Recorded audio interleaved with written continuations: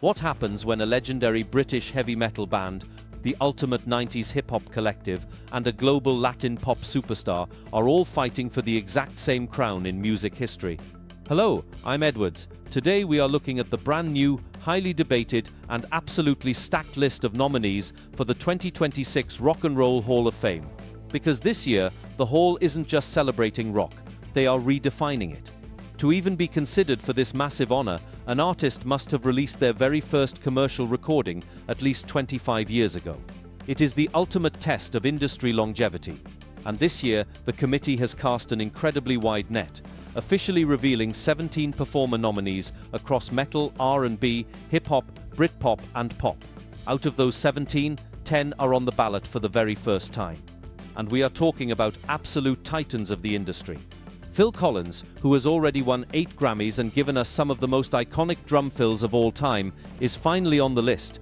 Joining him as a first-time nominee is the incomparable Lauryn Hill, whose masterpiece, The Miseducation of Lauryn Hill, made history as the very first hip-hop album to ever win the Grammy for Album of the Year in 1999.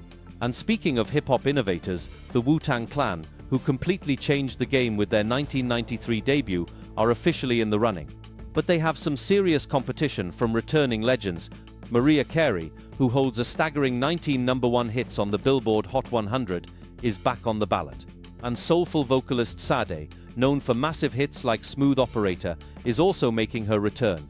The sheer diversity of this list is what makes it so fascinating. You have Iron Maiden, the band that literally powered the new wave of British heavy metal, sitting right next to Shakira, who is being lauded for her unmatched ability to bridge Latin music with rock and pop. You have INXS, who completely ruled the late 80s, going up against Pink, who dominated the 2000s with 4 #1 songs. There is also a very interesting detail hidden in this year's list. The Hall of Fame has nominated 2 different sets of musical brothers who are famous for their massive public feuds and recent reunions. We are talking about the Black Crowes and Oasis. It will be fascinating to see if they make the final cut. But perhaps the most emotional part of the ballot belongs to the artists who are no longer with us. The brilliant Jeff Buckley, whose 1994 album Grace is still widely acclaimed today, is nominated for the first time, and the legendary Luther Vandross, who sold over 25 million albums before his passing in 2005, is finally getting the recognition he deserves. The chairman of the foundation released a statement saying this diverse list recognizes the ever-evolving faces and sounds of rock and roll. Over 1,200 artists, historians, and industry professionals will now cast their votes, and the final inductees will be revealed this April.